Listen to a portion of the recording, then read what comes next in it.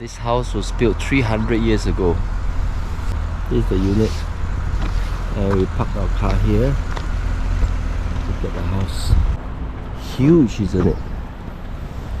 Apparently the owner stays downstairs, so we took on the second floor.